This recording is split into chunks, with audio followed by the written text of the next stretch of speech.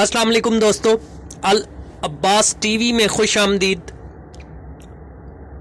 دوستو آج ہم بات کریں گے رزق میں اضافے کی وجوہات کے بارے میں۔ معصومین کے فرامین حضرت محمد صلی اللہ علیہ وآلہ وسلم کا فرمان ہے، کسی شخص نے خدمت پیغمبر صلی اللہ علیہ وآلہ وسلم میں عرض کیا، یا رسول اللہ، میں چاہتا ہوں کہ میرے رزق میں اضافہ ہو۔ تو آپ صلی اللہ علیہ وآلہ وسلم نے فرمایا، ہمیشہ طہارت کے ساتھ رہو تاکہ تمہارے رزق میں اضافہ ہو جائے۔ حضرت امام موسیٰ کاظم علیہ السلام کا فرمان ہے، امانت کا پلٹانا اور سچ بولنا رزق میں اضافہ کرتا ہے، جبکہ امانت میں خیانت کرنا اور جھوٹ بولنا غربت اور نفاق کا ذریعہ ہے۔ امیر المومنین حضرت علی ابن ابی طالب کرم اللہ وجہہ کا فرمان ہے، طلب مغفرت کرنا یعنی استغفار کا ورد کرنا روزی میں اضافہ کرتا ہے۔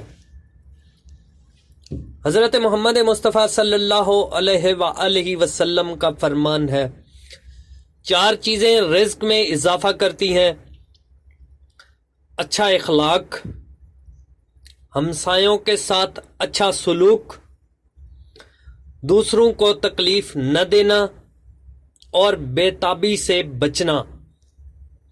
حضرت علی علیہ السلام کا فرمان ہے، رزق کے خزانے اخلاق کے دائرے میں پوشیدہ ہیں۔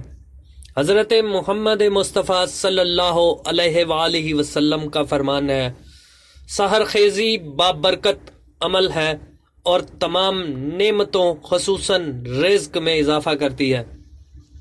حضرت امام باقر علیہ السلام کا فرمان ہے، اپنے دینی بھائیوں کی عدم موجودگی میں ان کے لیے دعا کیا کرو، کیونکہ ایسا کرنے سے رزق تمہاری جانب امڑ آئے گا۔